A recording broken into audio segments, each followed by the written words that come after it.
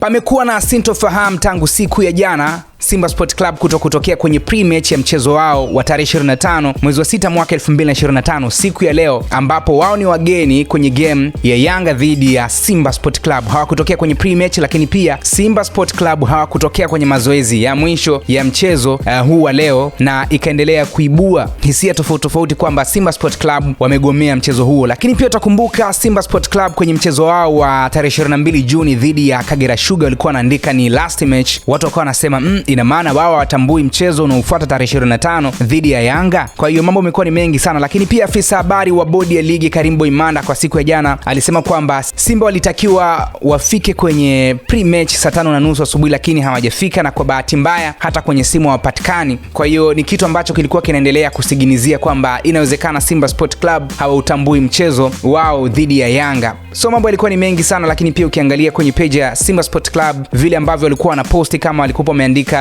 muda wa kama kulala hivi, wameweka pale kitanda, lakini pia wameonyesha kama fukwe hivi, yani kama pre-season fulani hivi, au kama wapo likizo. Kwa hiyo watu wakawa wanasema itakuwaje, Simba iko vipi? Lakini pia waliandika kwa wana Simba wote, asanteni kwa ushirikiano ambao mmetupatia kwa msimu wa 2024-2025. Tunajivunia kuwa na mashabiki kama nyie. So ilikuwa inaonekana kama ni caption fulani za kuonyesha kwamba wao wamemaliza na hakuna chochote. Wakaja wakaposti tena wana Simba, wakaweka hashtag ya nguvu moja. Lakini taarifa ambayo imetoka muda mfupi ni kwamba Simba Sport Club wameposti kwenye page yao ya Instagram na kwenye mitandao yao kwamba mchezo wa Yanga dhidi ya Simba Sport Club saa 11 kamili Mkapa Stadium, na wakaandika last match. Picha ambayo inaonekana pale juu kabisa kwa ajili ya mchezo huu ambayo Simba Sport Club wameposti ni Mohamed Hussein Shabalala, captain mwenyewe, akiwa ameangalia kweli ametoa macho. Wameweka last match, alafu pale Young African dhidi ya Simba Sport Club, na kwenye caption wakaandika tutakuwepo. Nimeona comment nyingi sana ndani ya muda mfupi huku.